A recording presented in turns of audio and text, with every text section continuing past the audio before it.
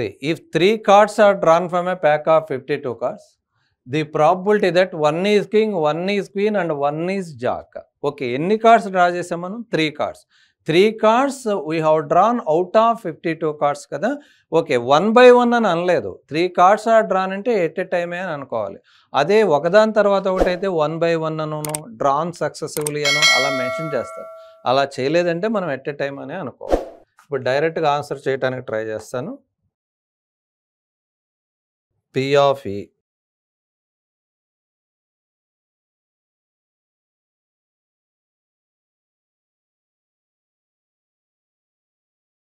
P of E.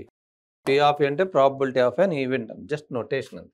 మన denominator ఏంటి? 52 say 3 అంతే కదా. Out of 52 we have drawn 3.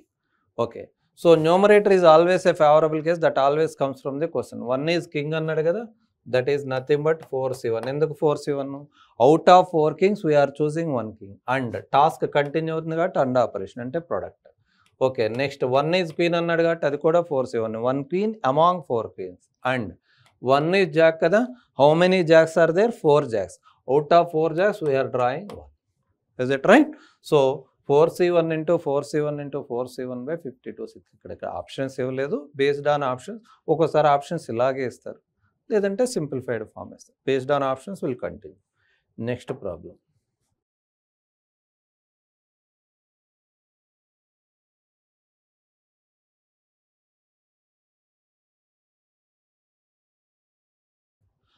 చూడండి, నెక్స్ట్ ప్రాబ్లం చూడండి. అన్ ఎగ్జామినేషన్ కన్సిస్ట్ ఆఫ్ 2 పేపర్స్. ఒక ఎగ్జామ్లో 2 పేపర్స్ ఉన్నాయంట. పేపర్ 1 అండ్ పేపర్ 2 2 పేపర్స్ ఉన్నాయి. The probability of failing in paper 1 is 0.3. అంటే పేపర్ 1లో ఫెయిల్ అయ్యే ప్రాబబిలిటీ ఇచ్చేసాడు, 0.3 P of. Okay, and paper 2 is 0.2. Okay, paper 2 fail అయ్యే ఛాన్స్ 0.2 ఇచ్చేసాడు. Given that a student has failed in paper 2. Paper 2లో already fail అయ్యాడట, ముందే తెలిసిపోయింది. A student has failed in paper 2. Okay, the probability of failing paper 1 is 0.6. The paper 2, the probability of failing paper 1 is 0.6. ఇక్కడ comma ఉండాలి, ఇక్కడ comma ఒకటి miss. Paper 2, given that a student has failed in paper 2, the probability of failing paper 1 is 0.6. దాని meaning explain చేస్తుంది. ఇదంతా single sentence, మధ్యలో comma ఉంది. The probability of a student failing in both the papers. 2 పేపర్స్లో fail అయ్యే chance ఏంటి అని అడుగుతున్నాడు. రైట్, ఇప్పుడు ఎప్పుడైనా సరే ఆల్రెడీ ఒక ఈవెంట్ ఇక్కడ చూడండి, ఈ సెంటెన్స్ చూడండి. Given that a student has failed in paper 2, the probability of failing. Student has failed in paper 2, already paper 2లో ఫెయిల్ అయ్యాడని ఇచ్చాడు కదా. అంటే కండిషన్ ప్రాబబిలిటీ ఇది. అంటే ఆల్రెడీ ఒక ఈవెంట్ జరిగిపోయింది. ఆల్రెడీ ఒక ఈవెంట్ జరిగిపోతే మనం ఎప్పుడు కూడా మనం కండిషనల్ ప్రాబబిలిటీ అప్లై చేస్తాం. రైట్, కండిషనల్ ప్రాబబిలిటీ డెఫినేషన్ మీకు తెలుసు కదా. రైట్, ఇప్పుడు దాన్ని బేస్ చేసుకొని మనం ఈ ప్రాబ్లం ఈజీగా చేయొచ్చు. And examination consist of 2 papers. దీన్ని ముందు ఒక ఈవెంట్స్ అనుకుందాం. Let capital A is equal to event of student fails in paper 1. Paper 1లో ఫెయిల్ అవటాన్ని ఏ అనుకుందాం. B is equal to event of student fails in paper 2 అనుకుందాం. Right, ఇప్పుడు ఇచ్చిన information, the probability of failing in paper 1 is 0.3. పేపర్ 1లో ఫెయిల్ అయ్యే ప్రాబబిలిటీ ఏమి ఇచ్చాడు? Given P of A. దాన్ని ఏ అనేది student who failed in paper 1 ఏమనుకున్నాం కదా. P ఆఫ్ A ఎంత ఇచ్చారు? 0.3. ది ప్రాబబిలిటీ ఆఫ్, నెక్స్ట్ ఇంకొక ఇన్ఫర్మేషన్ ఇచ్చారు చూడండి. The probability paper 1 is 0.3 and that paper 2 is 0.2. P of B కూడా ఇచ్చారు. What is P of B? P of B 0.2. ఇంకొక ఇన్ఫర్మేషన్ 0.6 ఏమి ఇచ్చారు ఒకసారి చూడండి. Given that a student has failed in paper 2, already fail అయ్యాడు. The probability of failing in paper 1 is 0.6. అంటే దీనికి నోటేషన్ ఎలా తీసుకుంటాం కండిషనల్ ప్రాబిలిటీలో? ఆల్రెడీ పేపర్ 1లోనే 2లోనే ఫెయిల్ అయింది. Student has failed in paper 2. Paper 2లో ఫెయిల్ అవటాన్ని మనం బి అనుకున్నాం కదా, రైట్. ఆల్రెడీ పేపర్ 2లో ఫెయిల్ అయ్యాడు. బి ఆల్రెడీ పేపర్ 2లో ఫెయిల్ అయ్యాడు. Yes, the probability of failing in paper 1 అంతే కదా, P of A by B 0.6 ఇచ్చినట్టున్నారు కదా, 0.6.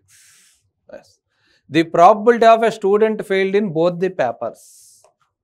Student failed in both the papers అంటే P of A intersection B A కదా మనకు కావాలి, ఇది కావాలి. సో బై కండిషనల్ ప్రాబబిలిటీ మనకి డెఫినేషన్ ఏంటి?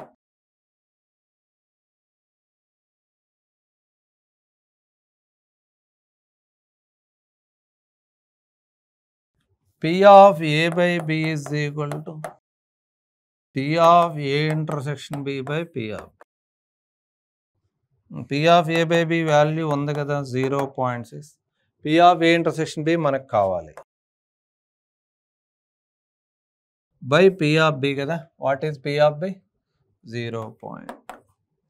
Therefore, P of A intersection B is equal to 0.6 into 0. Is it? 0.1. Options ఉన్నాయా మనకి? Option. Understood? ఇది కండిషనల్ ప్రాబబిలిటీ బేస్డ్గా మనం ఈ ప్రాబ్లం చేస్తాం. Coming to the next problem. If a fair die is rolled 5 times, the probability that the die will show an odd number, even number of times. Question కొంచెం డిఫరెంట్గా ఉంది, జాగ్రత్తగా చదివి అర్థం చేసుకోండి. Fair die is rolled 5 times. మనం experiment repeat చేసాం 5 సార్లు.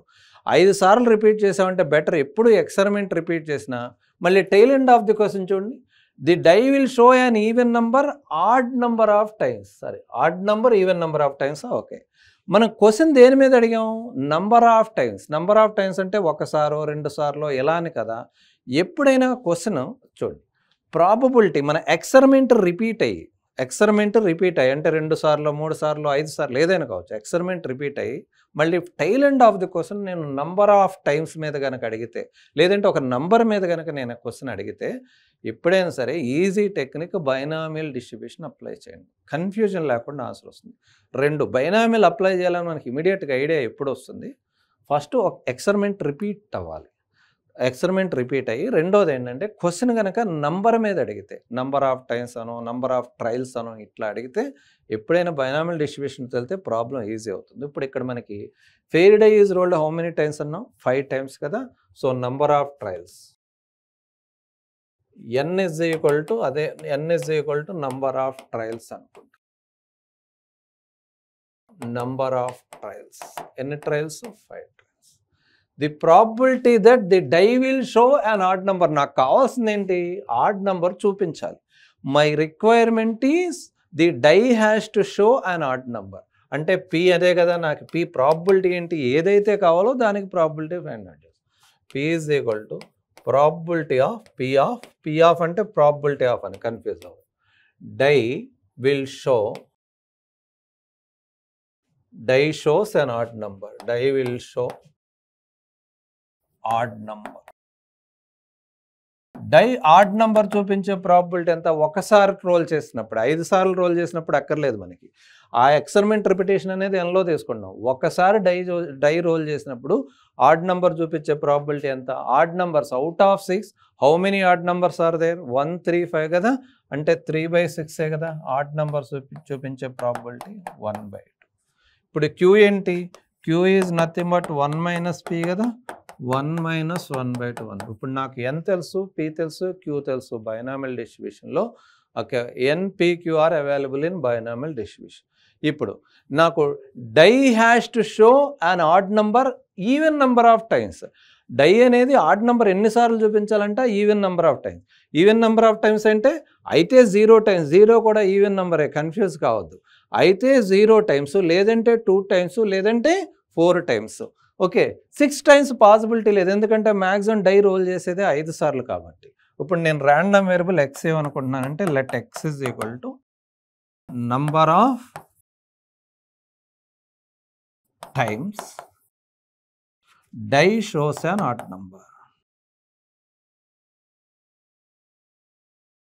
Number of times the die shows an odd number. Odd number చూపించే టైమ్స్ అంటే అది ఒకసారి 0 టైమ్స్, అసలు ఒక్కసారి కూడా చూపించదా, లేదంటే ఒకసారి 2 సార్ల 3 సార్ల అనేది ఎక్స్గా తీసుకుంటున్నాను.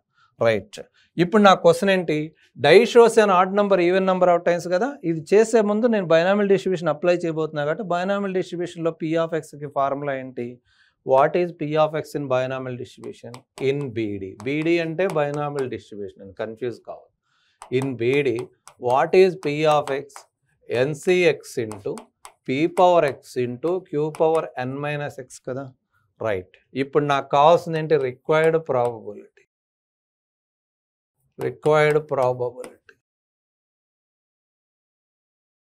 Die shows an odd number.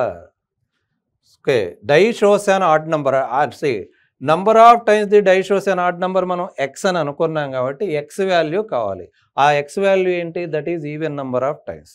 Okay, required probability is nothing but P of X is equal to even. అంతే కదా, X is nothing but the number of times that the die shows an odd number. Even అంటే అది 0 times కావచ్చు, 0 కూడా even నెంబరే. Are అంటే plus operation 2 times కావచ్చు, 4 times కావచ్చు. అర్థమైంది కదా.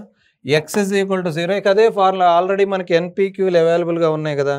ఎన్ ఏంటి, పి ఏంటి, క్యూ ఏంటి, N5 P 1/2 Q 1/2. Right,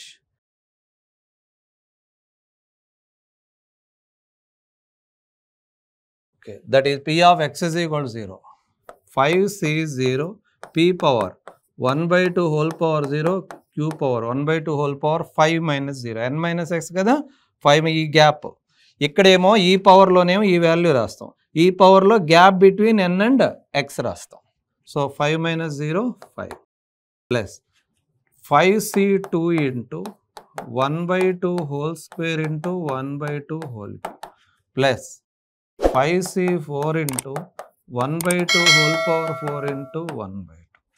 that is nothing but 5C0 value 1 కదా. 1/2 పవర్ 5 అంటే 1/32. 2 పవర్ 5 వాల్యూ 5C2 10 కదా, ఇది కూడా 1/32నే. 2 పవర్ 5 కదా డినామినేటర్. 5C4 వాల్యూ 5, ఇది కూడా 1/32నే. ఓకే, 1 + 10 + 5 16 కదా.